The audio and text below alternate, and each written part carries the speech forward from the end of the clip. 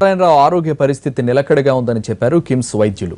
3-4 రోజులు ఐసీయూలో ఉంచాలని, ఆ తర్వాత ఆరోగ్య పరిస్థితిని బట్టి వార్డుకు తరలిస్తామన్నారు.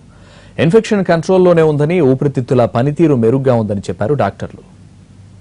ఆరోగ్యం నిలకడగా ఉంది. ఆయన కిడ్నీ ఫంక్షన్ కూడా ఇంప్రూవ్ అవుతున్నట్టుంది. అంటే డయాలసిస్ లేకుండానే యూరిన్ వస్తుందన్నమాట.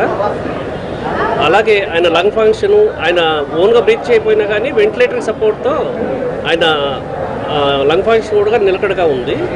ఆయన రికవరీ ఫేజ్లోనే ఉన్నారు. ఇప్పుడు వరకు ఆయన ఆరోగ్యం నిలకడగా ఉంది.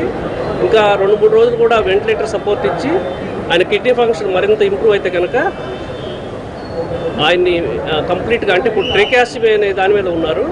తర్వాత ట్రేకాస్టమీ కూడా మెల్లిగా తీసేయడం జరుగుతుంది. మోస్ట్లీ ఆయన ఆరోగ్యం నిలకడగా ఉండటం అట్లా చాలా ప్రోగ్రెసివ్గానే ఉంది. అవునండి, వాయిస్ ఇప్పుడు రాదు, కానీ ఆయన చాలా అలర్ట్గా ఉన్నారు.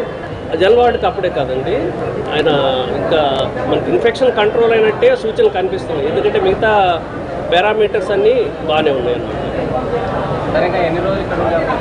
ఐసీయూలో కనీసం 3-4 డేస్ ఉంచడం జరుగుతుందండి. తర్వాత అప్పటి నుంచి మళ్ళీ వార్డుకి షిఫ్ట్ చేయటం, ఆయన రికవరీని బట్టి ఫ్లూయిడ్స్ ఇస్తున్నామండి. ఎందుకంటే మనం జరిగింది స్టమక్ ఆపరేషన్, అంటే బెలూన్ కాబట్టి ఆయన ఫ్లూయిడ్స్ కంటే అవి తీసుకోకూడదు. సో మేము ఆయనకి టీపీఎన్ అంటాం, అది ఇవ్వటం జరుగుతుంది. గత కొన్ని రోజులుగా సికింద్రాబాద్ కిమ్స్ ఆసుపత్రిలో చికిత్స పొందుతున్న దర్శక నిర్మాత దాసరి నారాయణరావు కోలుకుంటున్నారు.